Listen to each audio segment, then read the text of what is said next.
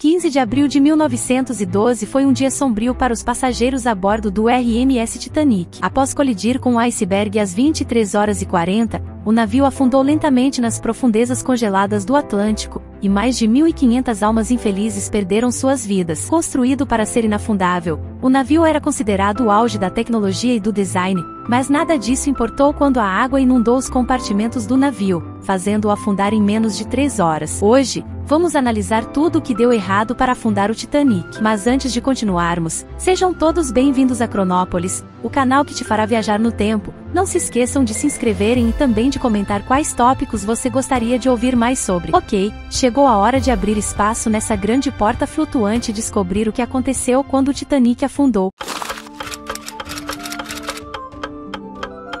Um dos benefícios de ser um navio de luxo era estar equipado com a mais recente tecnologia. Em 1912, essa tecnologia girava em torno do radiotelégrafo. Fabricado pela tecnologia Marconi, o equipamento de última geração era operado no Titanic pelos funcionários da Marconi, Jack Phillips e Harold Bridge. No entanto, essa tecnologia de rádio de ponta era principalmente usada pelos passageiros mais ricos do navio para enviar mensagens pessoais. Isso é como usar o sistema de transmissão de emergência para enviar mensagens de texto ao seu mordomo. Bridge e Phillips passavam a maior parte do tempo transmitindo essas mensagens pessoais importantes a pedido da classe alta. Enquanto o navio seguia seu curso, suas comunicações eram ocasionalmente interrompidas por outros navios que os alertavam sobre possíveis icebergs ao longo do caminho do Titanic. Você sabe, coisas chatas assim. Bridge e Phillips lidavam com isso tranquilamente, transmitindo alguns dos avisos ao capitão. O capitão, demonstrando o tipo de liderança que garante seu lugar na história como o capitão do navio afundado mais famoso de todos os tempos,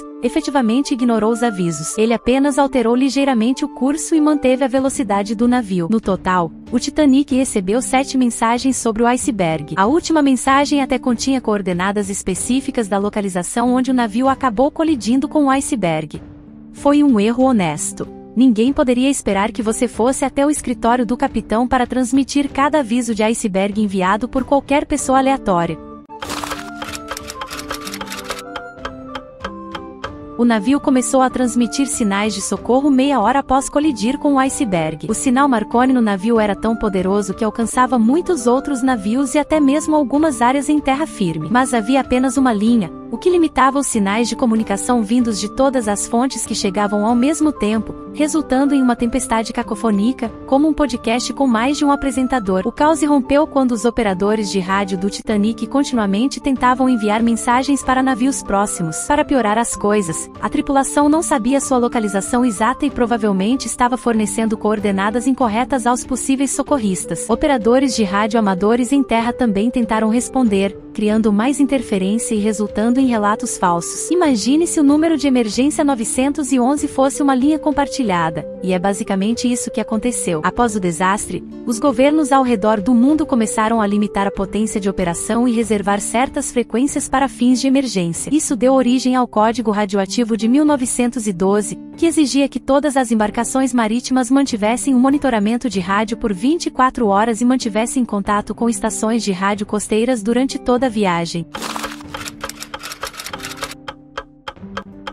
Todo navio que navega requer um vigia para ajudar a prevenir colisões durante a viagem. Mesmo com avanços modernos como rádios e GPS, às vezes você precisa apenas de um par de olhos vigilantes para ficar de guarda, sabe? Para coisas como icebergs e, sei lá, tesouros. O Titanic tinha 2 vigias durante sua fatídica viagem, Charles Ligotoler e George Simmons. Faz sentido fornecer binóculos aos vigias, mas os oficiais viam as coisas de maneira muito diferente em 1912. Acreditava-se que os vigias perderiam tempo usando binóculos para identificar navios e outras fontes de luz em vez de usá-los para avistar colisões iminentes. Não queriam correr o risco de os vigias ficarem brincando, que aparentemente era o que se fazia com binóculos no meio do oceano. Consequentemente, David Blair não se importou em trancar os binóculos e levar a chave consigo quando foi substituído por Simmons. Simmons procurou um par, mas Ligotoler disse a ele que não havia nenhum disponível. No entanto, Ligotoler explicou mais tarde durante um inquérito no Senado dos Estados Unidos que havia outros 5 pares de binóculos no navio. Por que todos estavam tão preocupados com binóculos? Talvez estivessem cheios de heroína ou algo assim naquela época, como remédios antigos. Obviamente, ninguém pode afirmar com certeza, mas os binóculos poderiam ter ajudado os vigias do Titanic a avistar o iceberg mais cedo. No final das contas, Essa falta de preparação apenas contribuiu para a queda do navio. Em 2007, a chave original de Blair, aquela que trancava os fatídicos binóculos, foi leiloada por impressionantes 90 mil libras, ou aproximadamente 117 mil dólares, juntamente com outros itens relacionados ao Titanic. Isso só poderia ser obra de James Cameron, certo? Quem mais gastaria 100 mil dólares em um bazar do Titanic?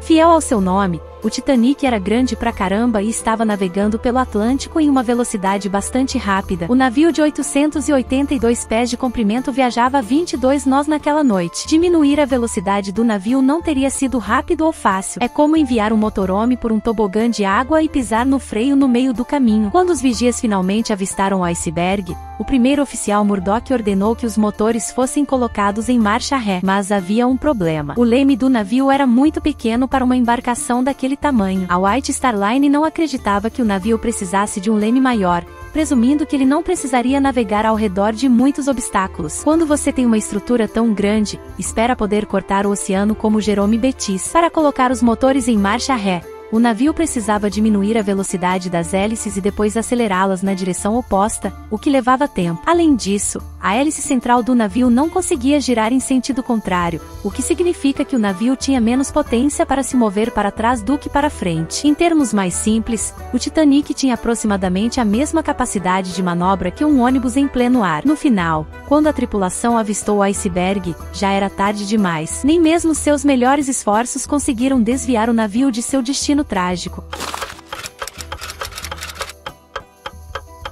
Por mais de 70 anos, o Titanic descansou silenciosamente em seu túmulo aquático. Acreditava-se que o navio afundou totalmente intacto, e o desastre foi atribuído à decisão do capitão de navegar por águas escuras e geladas em alta velocidade, ou ao enfraquecimento do metal do casco nas temperaturas frias. Essa ideia mudou completamente quando Robert Ballard localizou o navio ao largo da costa de Newfoundland em 1985. A descoberta dos destroços e o fato de que o Titanic aparentemente se partiu enquanto afundava colocaram em questão essas suposições iniciais. Especialistas começaram a analisar a engenharia do Titanic, esperando descobrir se a construção do navio de alguma forma contribuiu para o seu destino. Dois cientistas chamados Jennifer Hopper McCarthy e Tim Falk suspeitaram que os rebites do casco poderiam estar fracos. Acontece que muitos rebites recuperados dos destroços continham uma grande quantidade de um resíduo de fundição chamado escória, indicando que eles eram feitos de um ferro de qualidade inferior em vez de aço. McCarthy e Falk descobriram mais tarde que a White Star havia usado os rebites de ferro para economizar tempo e custos de mão de obra, a fim de construir o Titanic e seus dois navios irmãos simultaneamente. Tanto a proa quanto a popa do navio foram construídas usando esses rebites de ferro. Você provavelmente já pode imaginar o que aconteceu com os vigias do Titanic. McCarthy e Falk teorizaram que os rebites de qualidade inferior simplesmente se soltaram quando o iceberg colidiu com o navio. As juntas se romperam, permitindo que a água inundasse a embarcação e a levasse ao fundo em tempo recorde. Mas os rebites de má qualidade eram apenas um aspecto dos problemas estruturais do Titanic. Anteriormente, os especialistas acreditavam que o navio se partiu ao meio quando a proa afundou e levantou a popa a 45 graus fora da água. Com base nas evidências, isso teria parecido totalmente incrível. A maioria das pinturas e um certo filme de James Cameron retratam o naufrágio dessa forma. A ideia era de que a pressão e o peso eram demais para as juntas de expansão do navio, fazendo com que o Titanic se partisse dramaticamente ao meio como um biscoite condenado. A realidade, é claro, é muito mais estranha que a ficção. Dois pesquisadores estudando os destroços descobriram o ponto preciso onde o casco se dividiu e se partiu em dois. O arquiteto naval Roger Long explicou que essa descoberta significava que o ângulo da popa não era de 45 graus. Provavelmente, era mais próximo de 11 graus à medida que o navio afundava. Saber que as juntas de expansão falharam em um ângulo tão baixo significava que o navio poderia ter se partido eventualmente em situações mais comuns também. Por exemplo, uma tempestade intensa poderia ter despedaçado o Titanic tão rapidamente quanto o iceberg fez. Ou talvez até mesmo um torneio de chufleboar particularmente intenso. Eles podem ficar agitados. O Titanic tinha 16 compartimentos estanques que seriam fechados em caso de inundação,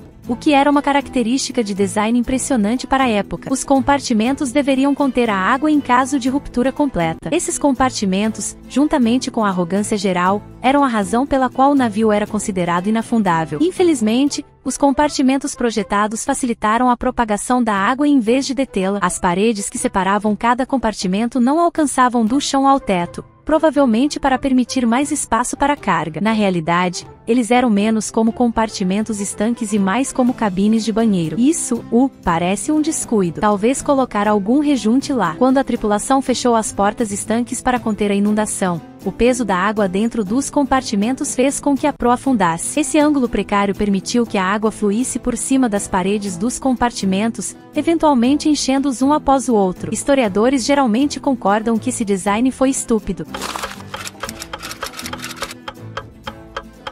Algumas coisas tiveram que se alinhar perfeitamente para colocar um grande iceberg no caminho do Titanic naquela noite. À medida que os icebergs se deslocam da Groenlândia para o Atlântico, muitas vezes eles derretem antes de chegar ao oceano. Apenas cerca de 2% dos icebergs conseguem chegar tão longe, e essa viagem pode levar vários anos. Mas em 1912, o clima estava um pouco fora do normal. Registros da época apontam para uma quantidade incomum de icebergs chegando intactos no Atlântico Norte naquele ano. Invernos amenos foram culpados. Talvez o clima estranho tenha fortalecido a corrente, empurrando os icebergs para mais longe. Outros pesquisadores acreditam que as marés altas naquele ano permitiram que os icebergs flutuassem para o oceano.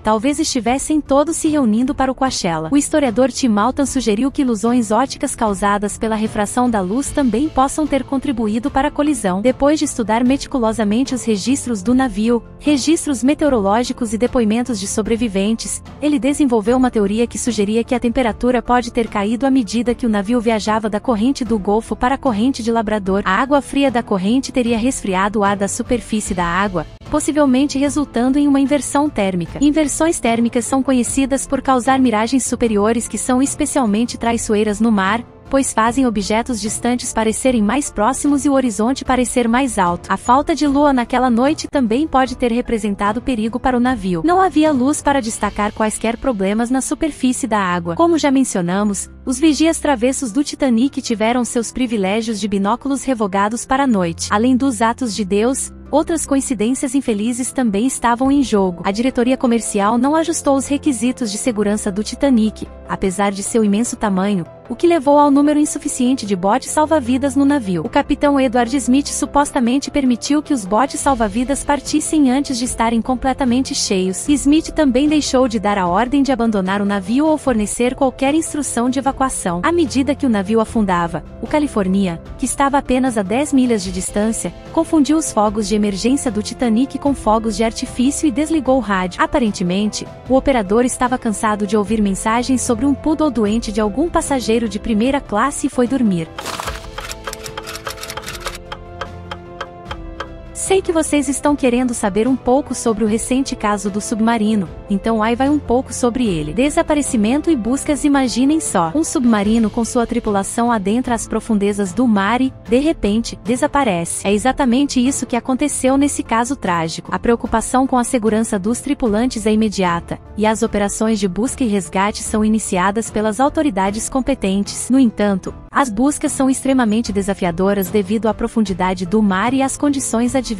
Investigações e revelações. Após o desaparecimento do submarino, começam as investigações para descobrir o que realmente aconteceu. Especialistas em engenharia naval e submarina se envolvem nesse processo minucioso. Conforme as informações preliminares vão sendo reveladas, surgem questões sobre a manutenção e a segurança do submarino. Familiares dos tripulantes estão angustiados e em busca de respostas. Consequências e reflexões. As consequências desse acidente são profundas, não apenas para a Marinha, mas também para a indústria naval como um todo. É preciso refletir sobre as medidas de segurança e os protocolos adotados em operações submarinas. A segurança e a proteção dos tripulantes devem ser priorizadas em todas as circunstâncias. É importante analisar os desafios enfrentados por essas tripulações e o risco inerente às atividades submarinas. Devemos aprender com o ocorrido e implementar melhorias nos procedimentos e tecnologias relacionados a submarinos. Expressamos nossa solidariedade às famílias afetadas e reforçamos a necessidade de garantir a segurança em todas as operações submarinas. Juntos, podemos trabalhar para evitar tragédias como essa no futuro. E assim termina a história. Deixa um comentário aí dizendo o que você achou da história e se tiver alguma crítica ao vídeo em si, saiba que ela também é muito bem-vinda. Antes de sair, não se esqueça de dar um gostei se gostou do canal. Fique à vontade para conferir algum outro vídeo ou da nossa Cronópolis.